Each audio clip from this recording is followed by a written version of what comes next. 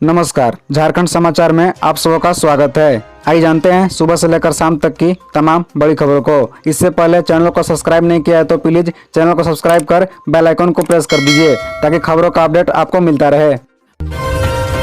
22 साल का हुआ झारखंड, पहली बार बिरसा मुंडा की जन्मस्थली पहुंची राष्ट्रपति, राज्यपाल और सीएम भी साथ। दरअसल आपको बता दें कि पहली बार है जब देश का कोई राष्ट्रपति भगवान बिरसा मुंडा की जयंती पर श्रद्धांजलि देने उनके गांव उलिहातू पहुंचा है। द्रौपदी मुर्मू बिरसा मुंडा की जन्मस्थली उलिहातू पहुंची है। उन्होंने बिरसा मुंडा को उनकी जयंती पर श्रद्धांजलि दी। उनके साथ झारखंड के राज्यपाल रमेश बैस और मुख्यमंत्री हेमंत सोरेन भी हैं। सभी एक साथ एक ही हेलीकॉप्टर से उलिहातू पहुंचे हैं। इस दौरान केंद्रीय मंत्री अर्जुन मुंडा, केंद्रीय शिक्षा राज्य मंत्री अन्नपूर्णा देवी और झारखंड की महिला बाल विकास और समाज कल्याण मंत्री जोबा माझी ने उलिहातू में भगवान बिरसा मुंडा की प्रतिमा पर माल्यार्पण कर श्रद्धांजलि दी। इस अवसर पर राष्ट्रपति ने धरती आबा बिरसा मुंडा के वंशजों से मुलाकात की। इससे पहले रांची एयरपोर्ट पर राष्ट्रपति का राज्यपाल और मुख्यमंत्री ने स्वागत किया। झारखंड के लिए आज का दिन बेहद ही खास है। झारखंड ने अलग राज्य के लिए आज ही की तारीख चुनी थी। 15 नवंबर साल 2000 को झारखंड अलग हुआ। भगवान बिरसा मुंडा की जयंती के साथ राज्य स्थापना दिवस का जश्न भी मनाया जा रहा है।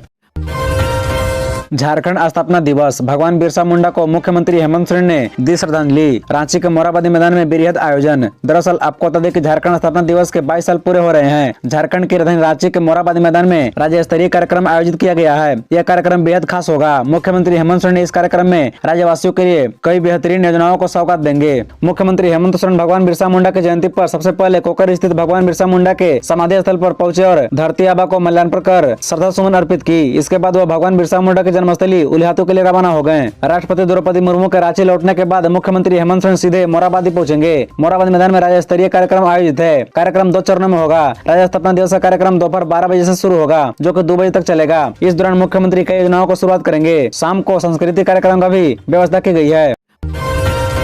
मुख्यमंत्री हेमंत सोरेन गए हाईकोर्ट, कहा राज्यपाल को आयोग के मंतव्य पर कार्रवाई से रोकें। दरअसल आपको बता दें कि झारखंड के मुख्यमंत्री हेमंत सोरेन ने अनगढ़ा माइनिंग लीज आवंटन मामले में राज्यपाल और भारत निर्वाचन आयोग की कार्रवाई पर रोक लगाने की मांग को लेकर झारखंड हाईकोर्ट में 142 पन्नों की रिट याचिका दायर की है। प्रार्थी की ओर से अधिवक्ता पीयूष त्रिनेश ने याचिका दायर की है। उन्होंने बताया कि याचिका में श्री सोरेन ने कहा कि भारत निर्वाचन आयोग द्वारा जो मंतव्य राज्यपाल के पास आई है उस पर वह कोई कार्रवाई नहीं करें। राज्यपाल को भारत निर्वाचन आयोग के मंतव्य पर किसी प्रकार की कोई कार्रवाई करने से रोका जाए। राज्यपाल के मंतव्य राजनीतिक से प्रेरित लगती है। मीडिया में राज्यपाल के हवाले से भारत निर्वाचन आयोग से सेकंड ओपिनियन लेने की बात कही गई है। सेकंड ओपिनियन के पहले निर्वाचन आयोग कोई एक्शन लेता है या एक्ट करता है तो उन्हें भी पक्ष रखने का अवसर मिलना चाहिए। याचिका में श्री सोरेन ने कहा कि जहां तक सेकंड ओपिनियन लेने की बात है तो उसका कोई प्रावधान नहीं है। भारत निर्वाचन आयोग का जो मंतव्य राज्यपाल के पास आया है उसके बारे में कुछ नहीं कहा जा रहा है। इससे राजनीतिक अस्थिरता का बढ़ावा मिलता है। निर्वाचन आयोग ने जो मंतव्य राज्यपाल को भेजा है उनकी प्रति उन्हें मिलनी चाहिए। ऐसा नहीं होने से उनके मौलिक अधिकारों का हनन तो हो ही रहा है। इससे नेचुरल जस्टिस के सिद्धांत का भी उल्लंघन हो रहा है।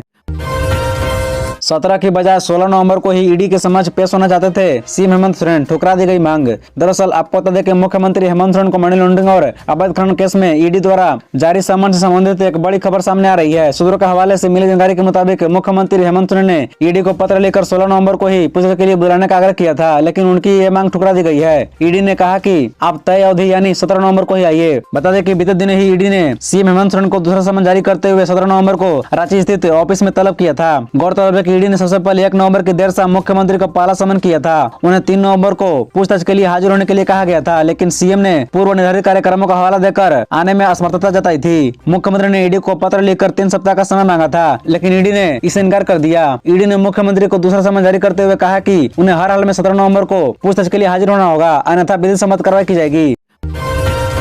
नहीं हटा जाएंगे अनुसूचित जिलों के नियुक्त शिक्षक, सुप्रीम कोर्ट ने शेष पदों पर कॉमन मेरिट लिस्ट बढ़ाने का दिया निर्देश। दरअसल आपको बता दें कि सुप्रीम कोर्ट ने शिक्षकों की नियुक्ति के मामले में यथास्थिति बनाए रखने का निर्देश देते हुए सरकार को नोटिस जारी किया है। सोमवार को सोनी कुमारी की अवमानना याचिका पर सुनवाई करते हुए शीर्ष अदालत ने यह निर्देश दिया। सोमवार को जस्टिस एम.आर. शाह व जस्टिस हिमा कोहली की खंडपीठ ने सरकार को 28 नवम्बर तक जवाब दाखिल करने का निर्देश दिया। सोनी कुमारी ने अवमानना याचिका में कहा कि सुप्रीम कोर्ट ने 2 अगस्त को झारखंड सरकार की वर्ष 2016 में बनी नियोजन नीति को असंवैधानिक करार दिया था, लेकिन इस नीति से अनुसूचित जिलों में नियुक्त शिक्षकों की नियुक्ति को बरकरार रखा था। इस पर अदालत ने कहा था कि आदिवासी बहुल क्षेत्रों में शिक्षकों की कमी है। ऐसे में नियुक्त किए गए शिक्षकों को हटाने के आदेश से वहां के छात्रों को नुकसान होगा, इसलिए जनहित को देखते हुए उनकी नियुक्ति को बरकरार रखी जाती है। अदालत ने राज्य सरकार को शेष पदों पर नियुक्ति के लिए एक कॉमन मेरिट लिस्ट जारी करने का निर्देश दिया था। मेरिट लिस्ट में वैसे उम्मीदवारों को शामिल कर बनाने को कहा गया था। झारखंड हाईकोर्ट की ओर से जारी पब्लिक नोटिस के बाद अदालत में प्रतिवादी बने थे। सुप्रीम कोर्ट ने सरकार को एक राज्य स्तरीय संयुक्त मेरिट लिस्ट जारी करने का निर्देश दिया था। इसमें अनुसूचित गैर अनुसूचित दोनों उम्मीदवारों को शामिल किए जाने का निर्देश अदालत ने दिया था। बाबूलाल के बिगड़े बोल, कहा ईडी और दूसरे जांच एजेंसियों की छापेमारी पर विधवा विलाप कर रहे हैं हेमंत। दरअसल आपको बता दें कि पूर्व मुख्यमंत्री बाबूलाल मरांडी ने कहा कि हेमंत सोरेन परिवर्तन निदेशालय और अन्य एजेंसी की कार्रवाई पर विधवा विलाप कर रहे हैं। एजेंसियों को कार्रवाई करने के लिए इस सरकार ने खुद न्योता दिया है। अब हालात यह हो चुके हैं कि सरकार के कुकर्मों के कारण अब खुद उनकी गिरफ्तारी का नौबत आ गई है। इसी से डर कर उन्होंने आनंद फानन में 1932 खाद्यान्न आधारित अधिनियम लागू करने की कोशिश की, जबकि उन्होंने खुद एक प्रश्न के लिखित जवाब में विधानसभा का स्पीकर किया था कि इससे संबंधित विधेयक न्यायालय में प्रतिवाद करने पर नहीं टिक सकता। बाबूलाल मरांडी सोमवार को निजी कार्यालय से धनबाद पहुंचे थे। इस दौरान उन्होंने पार्टी के नेता रमेश कुमार राही का हालचाल लिया। पत्रकारों से बातचीत में भाजपा के पूर्ववर्ती सरकारों पर भ्रष्टाचार के हेमंत के आरोप पर उन्होंने कहा कि केवल राजनीतिक लाभ के लिए दुष्प्रचार किया जा रहा है। भाजपा सरकारों ने गलत किया था तो पिछले 3 वर्ष से सरकार में है, इसकी जांच उन्होंने क्यों नहीं कराई। अब जबकि केंद्रीय जांच एजेंसी उन पर शिकंजा कस रही है तो वे भाजपा सरकारों पर अनलगर आरोप लगा रहे हैं। बीजेपी सांसद समीर उरांव पर त्रिपुरा में हमला, बाल बाल बचें। प्रभात खबर से बातचीत में कही ये बात। दरअसल आपको बता दें कि भाजपा एसटी मोर्चा के राष्ट्रीय अध्यक्ष व झारखंड से राज्यसभा सांसद समीर उरांव पर त्रिपुरा में हमला हुआ है। श्री उरांव पार्टी के कार्यक्रम में शामिल होकर कंचनपुर से अगरतला लौट रहे थे। इसी क्रम में वे त्रिपुरा के खवाई के जंगली इलाके में पहुंचे, जहाँ त्रिपुरा माथा पार्टी के कार्यकर्ताओं ने उन पर हमला कर दिया। श्री उरांव ने प्रभात खबर के साथ बातचीत में कहा कि त्रिपुरा माथा पार्टी के कार्यकर्ताओं ने अचानक लाठी डंडे लेकर उन पर टूट पड़े, पथराव करने लगे, जिससे उनकी गाड़ी क्षतिग्रस्त हो गई। श्री उरांव ने कहा कि उनके साथ चल रहे सुरक्षा कर्मियों ने बचाव में 5 से 6 राउंड गोले चलाकर भीड़ को हटाया। उन्होंने कहा कि वन कुमारी मंदिर के पास पूरी घटना हुई है, रास्ता संकीर्ण था, हम पीछे भी नहीं लौट सकते थे। श्री उरांव ने कहा कि त्रिपुरा माठा पार्टी सत्ता से बाहर होने के बाद बौखला गई है, भाजपा कार्यकर्ताओं का टारगेट किया जा रहा है। उन्होंने कहा कि वो सोमवार को फिर त्रिपुरा जाएंगे। बिरसा मुंडा की जयंती के मौके पर बड़ा कार्यक्रम आयोजित किया गया है। भाजपा कार्यकर्ता डरने वाले नहीं है, हम राजनीतिक रूप से इनको जमीन से बेदखल कर देंगे। खबरों से जुड़े रहने के लिए चैनल को सब्सक्राइब, वीडियो को लाइक एवं एक दूसरे से शेयर जरूर करें। धन्यवाद।